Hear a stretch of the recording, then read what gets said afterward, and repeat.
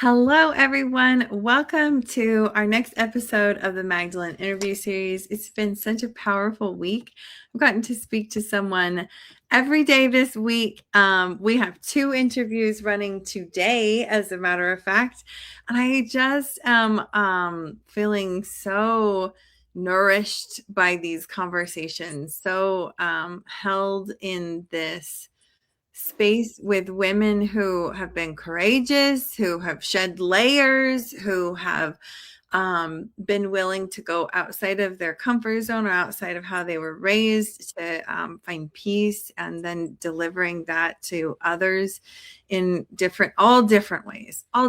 It's been so rich, and I hope that you've enjoyed this series as you've followed me in all of these places. I'm so excited today to bring Kristen Roberts Ward and have a conversation about her connection to the Magdalene and how she's relating to the spiritual traditions that are a part of her life. And before we go into the interview, I just want to share that I'm doing this interview series in part as well, partnership with the fact that I'm leading a retreat to the south of France, Magdalene Pleasure Pilgrimage in September. And so it's my intention to hold conversations in the same way that I'll be holding space as we go on those 8 days to the different sacred sites and dropping into our bodies and really, filling up from the bottom up, because we know that that's where we are in our most impactful leadership. And so without further ado, I would love to introduce Kristen to us. Kristen, thank you for joining us today. Will you introduce yourself? Hey, so thank you very much, Melissa. Yes, I'm Kristen, and I also go by Padma. I received a name when I studied very seriously. I studied classical yoga for about a decade, and received the name Padma Om when I was studying. And so, depending on the setting, I go by either.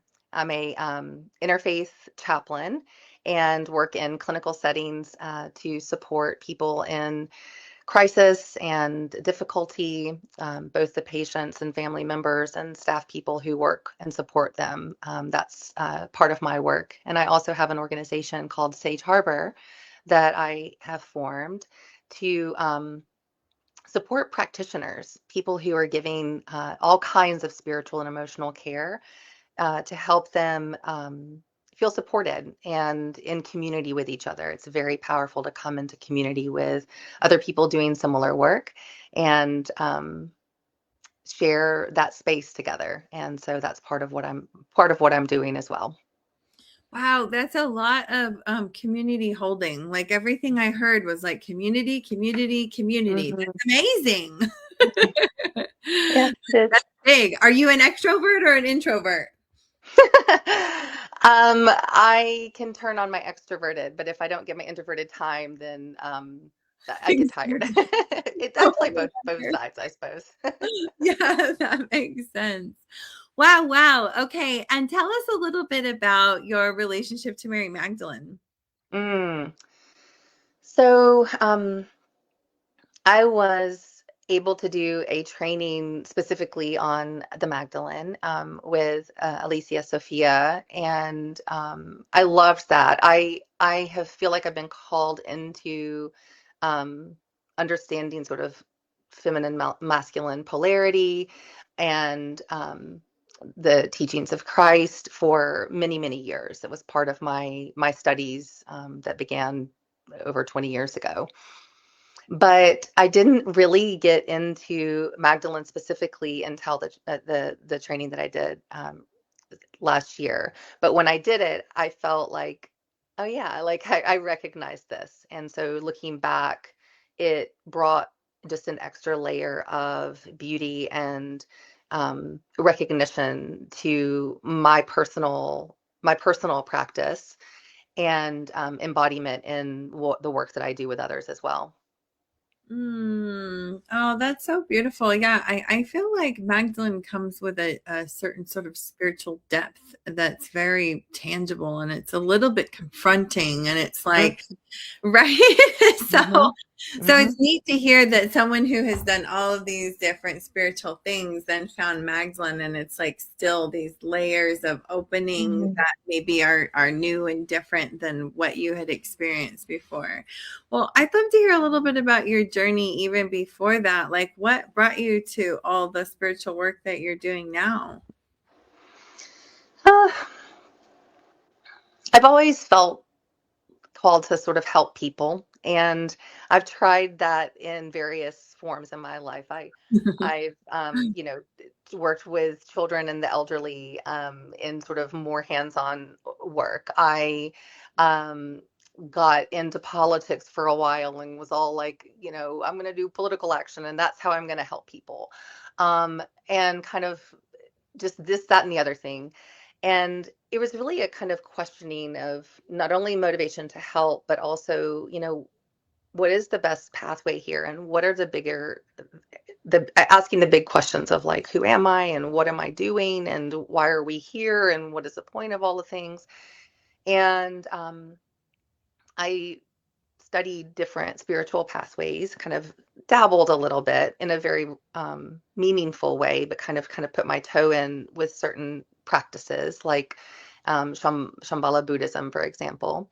But didn't really find a place to land that felt like home until I got the intuition to sign up for a yoga teacher training. And I thought I was just going to go get a yoga teacher certificate. It was kind of like, oh yeah, like I'll just go and then I'll be certified to teach yoga and I can kind of whatever.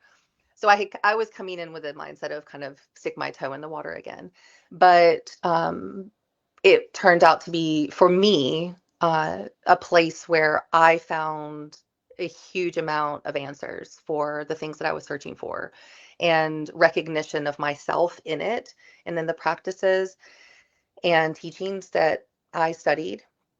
And my lineage with yoga, so I studied the classical way. A lot of when people talk about yoga, at least in this area of the country where I live in the Southeast United States, I think maybe more widely than that, people think of yoga like you go and take kind of an exercise class, and there's a stretching and um, uh, perhaps a little bit of breathing or calming exercise, maybe a little touch of meditation, but that's about the extent of it.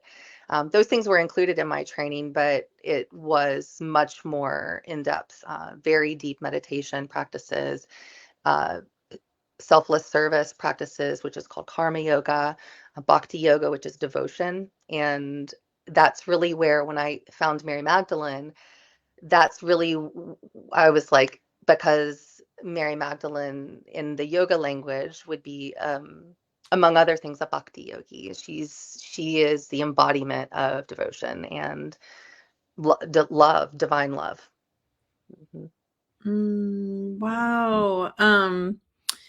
That's really interesting. Like, I mean, especially because in these conversations, I'm really trying to broaden the conversation around how we be with lineage and how we be with these spiritual traditions. And like, I mean, anyone who's been to a yoga class is guilty of appropriation on some level. And like, what are we really doing with that? And that's something I'm personally, still kind of like, I'm not really sure how I create right relation in this thing that Mhm. me so much peace and things, but it sounds like your training was kind of different and outside. I'm super curious how you practice right relation with the yoga that you were trained in.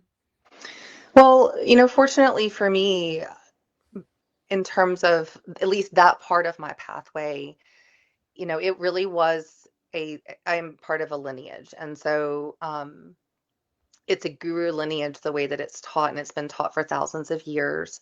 And I can trace back from, my teacher, my guru, to her guru, and to his guru, and kind of, I don't know all their names, but I know three or four of them back, like my grandparent lineage people. And I know other parts and branches of my yoga lineage, and kind of trace back to those who taught thousand years ago or whatever, a couple of other people. So I'm well aware of what the specific teachings and practices came down through, and because of the way that classical yoga is taught from guru to disciple is the words that they use.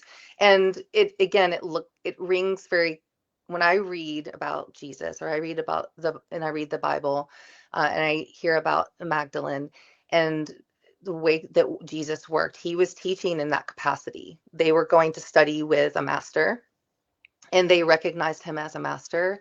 And I think I find myself very fortunate, and it's very unusual these days.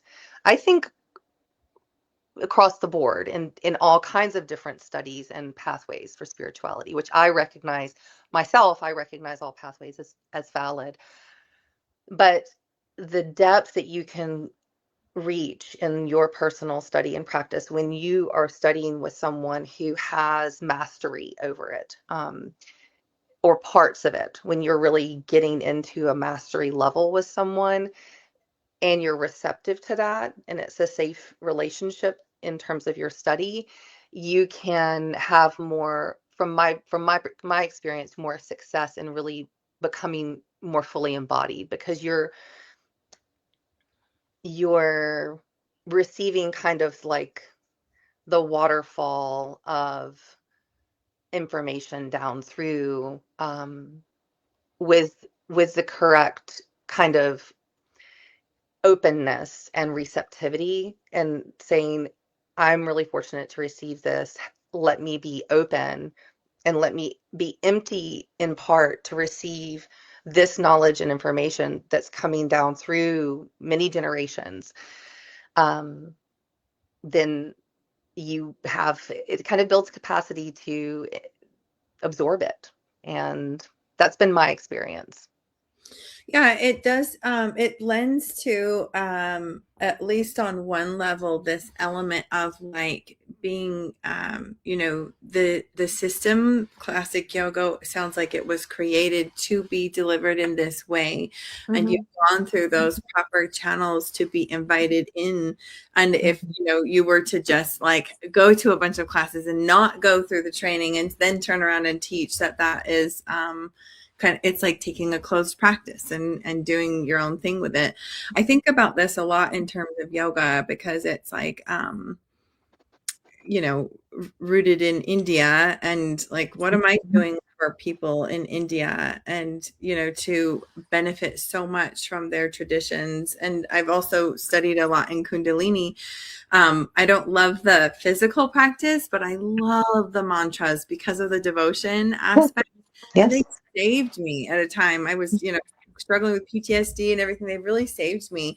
And so I'm always kind of feeling into like, but those mantras are in the language of Gurmukhi, which comes from the Sikh faith, which is a closed faith, and they don't have their doors. Yeah.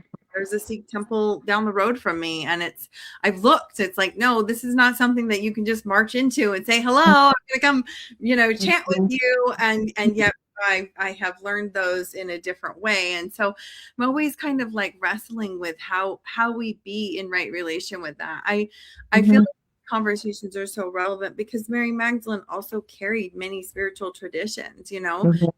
We know that she carried oils. We're doing a oil training this weekend for those who want to come and join us. It's on Sunday, but in relation to the Miraphor lineage, and where did she get those practices from? And nobody sees that in the Bible when you're just reading. It's right Mhm. there. There she is with oils. There she is with oils again. And like, where did she get that from? Mhm.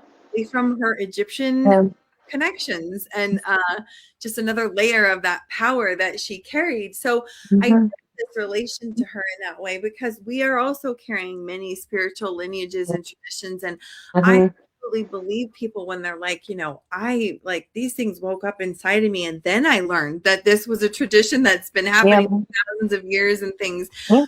But I think it's still relevant to say, how Mhm. do we give back, in Yeah. that way? I'm super curious what your thoughts are about that. Yeah, I think it's complex, and the world we live in is more global than it's ever been. With transportation and the internet, We have more access to things, right? And, not everything is vetted. And how do you know, right? So Yeah. I think using some discernment and humility is wise, and kind of, just to stop and say, what am I doing? Where is it coming from? Um, but I will say, I do very much believe that information can be intuited. Yeah. And I also believe that, um, information can come to us that's really valid, from different traditions. And so, I am receptive to that. Now, at the same time, if I know that that tradition, it says, we don't we don't welcome you into this, or we don't welcome you into it in the way that you're approaching it at this time, I have to say, okay, let me step back and either find a different route, a different type of experience with a different group or faith or something like that, that can fill this for me in a more respectful, mutually respectful way. Um, I love that. and I will say on the yoga tradition, so it's very complex, and I think this can probably be applied, to different types of questions about this sort of thing. But there was a wave of, great teachers who were sent over. Like, I think, I don't, my specialty isn't sort of time frames, but I think it was sort of late 1800s and early 1900s. And, were sort of sent or came over as a wave over to the West, over to United States specifically from India, as gurus, and came and spoke in very big public, settings to burst the dam open, right? And it affected consciousness, and it affected spiritual understanding here. And it was done. They weren't speaking to Indian people, I mean, from India, right? They weren't, because there weren't many here at that time. They were speaking mainly to, Western audiences at that time that were in America, and very much sort of, you know, a bunch of privileged white people, because that's who could go to those meetings at that time. And so, knowing that that happened, there was a purposeful invitation into it. Mm. And part of my lineage was that invitation, right? Now, other parts of what is taught and what is held, may not have produced an invitation like that. They may be closed, as you put it. And I think educating ourselves, or asking questions and approaching and saying, let me check with the people who I'm learning from. Like, let me check where they learned. Let me check, if the people I'm visiting, or the practices I'm doing, it's good to find an expert, and then ask them. Ask them. Yeah. Accountability is important in spirituality. It's important. And it's important to know, as a person who's teaching or representing, where did you learn from? Where are you getting your information? And if it is, I intuited this, and that is a real experience, from my perspective, if someone is speaking about a real experience they have had, Hey. I can tell. I'm like, it gives me chill bumps to think about it. Like, I'm like, yeah, I hear the validity in what you're saying. I recognize it in what you're talking about.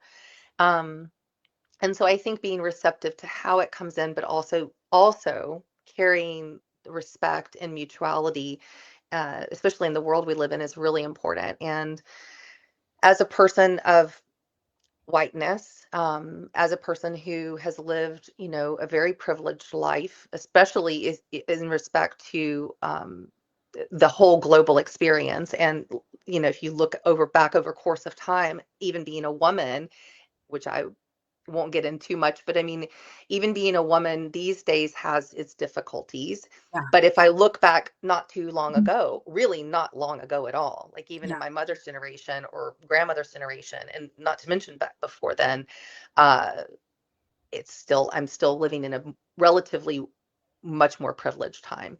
And it's important to it's important to have humility.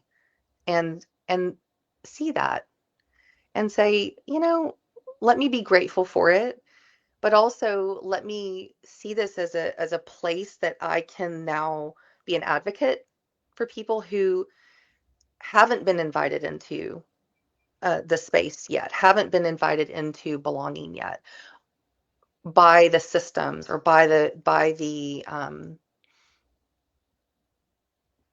environments that they're in. And those sort of things matter. It matters. And I think in terms of practices and in terms of what your practices are, running it through that filter just a little bit will help. Just running it through a filter of like, am I being respectful? And Yeah. if you feel like I really am, just asking the question is respectful. And then you may meet someone who says you're being disrespectful. Then you can say, I didn't know, and you can address that. But I think asking the question is important, and it's a really good, it lays a good foundation. Ah, thank you for all of this. That was really, really so beautiful. And certain areas, you taught me things that I didn't know, and so that was just thank you for all of that. So so beautiful.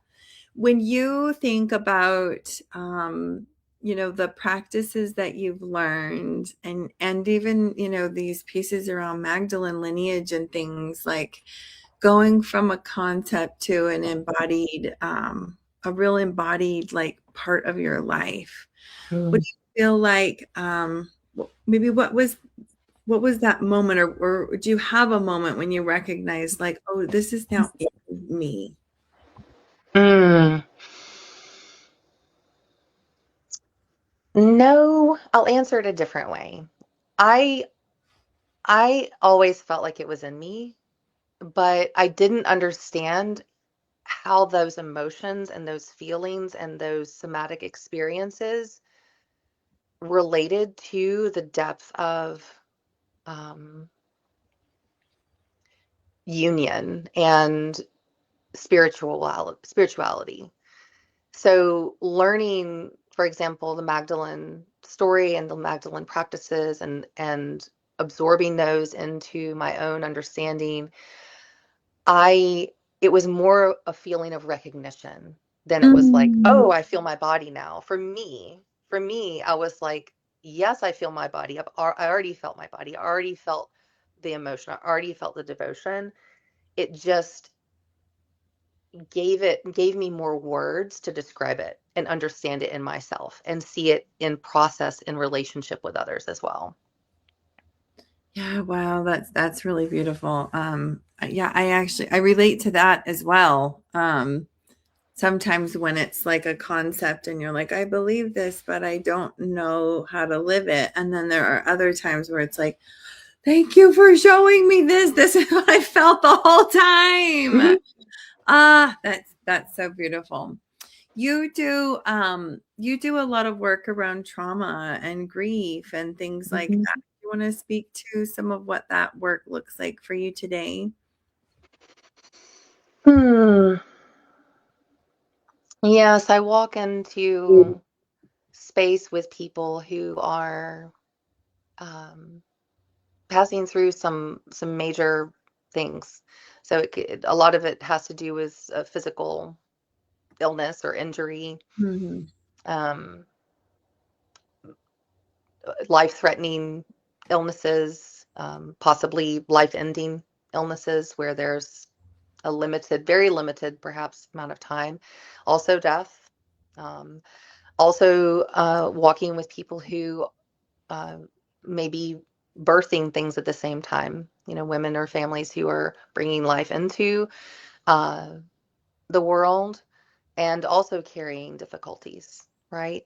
And so I'm speaking very literally about my clinical work as a chaplain, but in many ways, we're all dying and birthing all the time, right? So there are layers when I work in the hospital. You have the illness or the literal sickness or physical pain.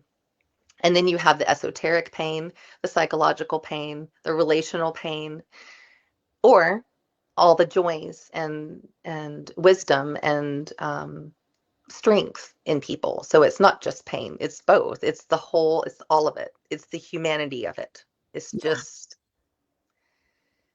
a very it's a very raw environment frequently, but e- extraordinarily beautiful and just unbelievably tragic at the same time. How do you feel like, I mean, I think all of us can relate to being in the hospital and the chaplain walks in and you never know who you're getting or what they're carrying. And Yeah. you are carrying so many ancient, beautiful elements of like the divine feminine. And now Mm, you're Mary Magdalene and you're carrying yoga and you're carrying these mm, traditions. Like, how do you feel like that impacts the experience that you're supporting these people through? mhm.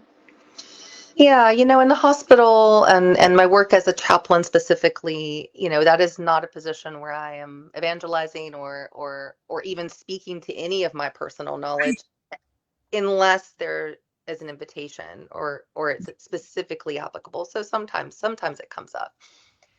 But yes, I do try to, like a shawl, like have that, around me, like walking in and carrying that with me and bringing that with me in my energy and in my presence with people. And I'm sure all of us can think of a time or a person or a place that felt safe and felt warm and welcoming, you know, and that is sometimes that's all people need. And it doesn't really matter what is being said or if it's a happy moment or a sad moment or to be able to bring as best I can, that into um, embodiment in with people. That is something that even though they may not use those words and even though they may not say it specifically, I think in many times is the most impactful thing. It's a ministry of presence. That's exactly what I was hearing as you were saying that. It's this element of you don't have to say anything. Like it's a felt thing. And people may not even know why they feel what they felt when you're around. Mhm. But that makes me emotional to just think about and to think about the like non-evangelical approach that you're taking. I Mhm. think so, that's so needed. It's so Mhm. because there are so many when you're in that vulnerable state, it seems like I don't know if people realize that they're doing this, that it can be such a vulnerable space. And then there's like everyone's after you about like, what do you believe? And are you saved? And are and it's like this Mhm. and for someone like you to just come in and hold space and help people transition through whether it's through death or just through the experience they're going through. It's such a gift that you have that on the ground work as well. I love that, Kristen. Thank you so much for all that you've shared with us today. Yeah, it is a gift. And, I feel like Magdalene in her work, that's documented, through scriptures and also through my own study and sort of embodied practice of her life. Like she was doing that as well. She showed up and met, even Jesus with everyone else. So, the other disciples were always asking questions and they were always like in the brain about it and like very kind of like, what are we doing and what's the plan? And here I'm going to question this and I'm going to question that. And she, from my perspective, showed up and was intuitive and was responding to what was really in front of her and how to react to it. So, for example, her bringing the oil and washing Jesus's feet and wiping them with her hair is, I wouldn't be doing that in a hospital setting, but in a sense, that's how I feel about the work um, is seeing what that person needs and seeing the divine in that person. No matter what they're showing up as. If they slam the door in my face, I still try to see. Yeah. I have my moments where I'm like, ooh, I need to work on my vision on that one. But that I'm like, you know, thank you. And it's my gift that I get to show up and love people in that way. And she was the one, Mary Magdalene, she was the one who she was there when Jesus died. And what was she doing? She was with him. She was present. Yeah. And I mean, to me, I'm like, it makes a difference. It makes a difference, right? Her presence there made a difference. And what she felt so much love, then she's the one at the tomb, right? She's one of the ones at the tomb that Yeah. were like so connected, they were still in that space. And then they get to see the vision, right? Yeah. And so to me, it is really, you know, it's sort of an ecstatic practice where there are different ways to approach relationship with divinity. A lot of people, a common thing is like the Father God, and it's the parental figure, right? You also have almost like seeing God as a child, right? So in different traditions, you'll see representations of divinity. I'm not only speaking to Christianity. Christianity is quite sort of paternalistic about it. Yeah. But for me, I love finding the divine feminine in it, because to me, you have to have a balance of both to really make reality work. So when I look at Christianity through the lens of Magdalene and some of the other women, and I think their stories are quite unrepresented, unfortunately, in the writings and practices, um, and other traditions as well. I love to see the balance. And so in my studies, you have like Shiva and Shakti, or you have embodiments like um, Radha and Krishna, or Sita and Ram, who were like divine lovers. And so the, in reality, from my lineage, it's not just thinking about let me go seek out my my counterpart, right? I mean, if we're really lucky, we find that in the world, but it's not really about that as much as how am I Sita and how am I Ram? And how can I carry my cross like Jesus? And how can I love and be washing the feet of Jesus like Mary Magdalene did? Like how am I showing up like those both? How can I embody those? Um, And I particularly just love the divine ecstasy of, um, yeah, it's an embodiment of bhakti, like I spoke about. It's an embodiment of,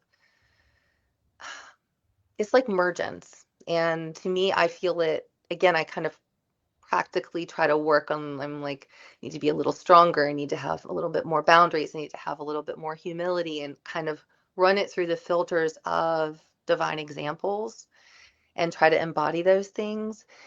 And then when I feel like it's mergence in me a bit more, it's so like it's the best. It's the best. And when you spoke about mantras, I think singing, right? So I have led kirtan and done many mantras that were given to me by my guru and lineage, right? And so I wasn't sort of I do make up some songs on my own at this point, but the mantras I didn't make up and I don't mess with them. Um, and then I sing in other religious traditions as well, and I love it. It's like a shortcut, right? To me, I'm like, you can get out of your mind, you can feel it, you can express, well, I mean, really any emotions, right? You can express the love, but you can also weep. Yeah. You can sing about how hard it is, and pouring your emotions into, for example, song, um, is, I think, a very effective way to process those emotions and end up coming out feeling really quite nice and cleared of things, and the emotions are kind of settling in and healing where they need to be, and balancing out in yourself the way that they need to be through that practice particularly. I felt so touched when you were talking about I have done a lot of studies and work around inner masculine and feminine energy, or our yin and yang and our kundalini, and really just looking at these, wholeness, whole parts of ourselves, and also how that is then represented in sacred union. And I think that something that just stood out to me in a way that hadn't before was that element of, like, when our inner divine masculine, inner divine feminine meet each other, they meet each other with that love and reverence. And how do we meet the whole wide world with that love and reverence? And I heard that, what you were saying. And I just think that is so beautiful. That Mm-hmm. that is what the world really needs right now, doesn't it? Yes, it does. Yes, it does. Individually, Yeah. my God, we really need it as individuals. And then in our families, in our workplaces, in our schools, and all around, like in our social structures, in our governments. But it starts here. It Yeah. starts here. People want, it's easier to focus out. It really is, huh? It's easier to think that will be effective. But this, they call space the final frontier. I've heard so many people say, well, it's not space, it's the bottom of the ocean and all this. Okay, but this actually, you want to go to space before you go in here. You want to go down to the bottom of the ocean before you go in Exactly. here. Like that's how daunting it is. It's scary. It's uncomfortable. It's uncomfortable because you have to face truth. You have to face your own weaknesses. You have to own your own strengths. You have to look at it and then do something about it. Hopefully, looking at it is kind of the first step, and saying, "Oh, I don't know if I can take the light, it's too much to see." But Mm, then little bit by bit, you can kind of look a bit more clear and see the clear picture eventually, right? Where the yeah. mirror isn't the mirror that's held up. And when I talk about finding an expert to work with, this is, from my experience, part of the reason that they're working with an expert is very effective, because they've cleaned their mirror pretty well. And Mm. so, with help and with practice and with study and all the things. And so when you go to them and you're like, I want to learn, I want to do, and they're going to hold the mirror up and you're like, oh God, no Oh, one ever showed me such a clear picture of myself before. Ooh, okay. yeah. But that way you're seeing things clearly, so you can then address them, so that you then can I've been very grateful when it's painful sometimes, but I've been very grateful for people who can say, "Mhm, look, I Yeah. see you, and can you see you? The And good, the bad, everything, every part of it."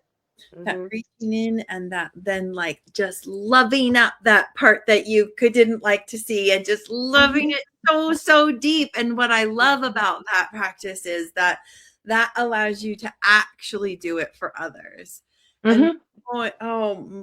in my journey, it's been amazing to me. Like, because as I go into those deeper layers of love and acceptance for self, then I'm able to extend that to others. And I then reflect on, oh, I thought I was doing that before. I was, but only at this level. Now I'm at this, Hmm. I'm at this level, like deeper. Hmm. And I just am so appreciative of that. It's very rewarding. I think, yeah, when we're willing to go in and do that, it's such a win-win-win for all involved. Yes. Well, Yes, Kristen, it is.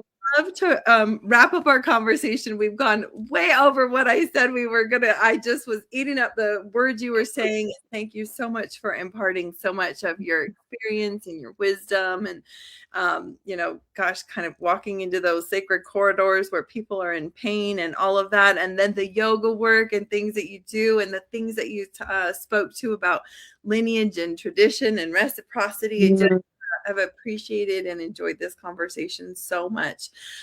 We've got a link to Sage Harbor in the description. So that is where you can go and see some more of Kristen's work. Is there anywhere else that you would like to invite people into before we wrap up today? No, that's a perfect place. And you can find, sublinks there to Facebook and Instagram or whatever, and contact me if you like through the different pages. So, yeah. Awesome. Well, thank you for the work that you're doing in the world. I think probably many, many times it's a thankless job, and many times you're going into corners where nobody else knows what that was like for you. And so I just want to thank you for showing up and saying yes and serving in your community and building your community, and Mhm. sharing that, all of the things that you carry. Yes. Thank you for the work that you're doing as well, Melissa. It takes all of us. We're all lifting it up in our little ways that we have, our ways that we're given, and that's what the work is. And when we come into conversations with each other, we help each other lift it. So Yeah. thank you for doing these interviews and the work that you do with others, with publishing and things like that. Thank you. Thank you so much. Well, thanks everyone for watching. Please say hi in the comments, or if you watch as the replay and you have comments or you have questions, we'll be coming back and checking in with those. This streamed across Facebook and LinkedIn, and you can also find all of these interviews on my YouTube channel. We're getting excited. We're starting the talk show, The Black Madonna Codes, next Tuesday, which is just another layer of richness to these Mhm. conversations. So stay tuned, and we'll see you next time on our next episode, which is just in a few hours, of the Magdalene Interview Series.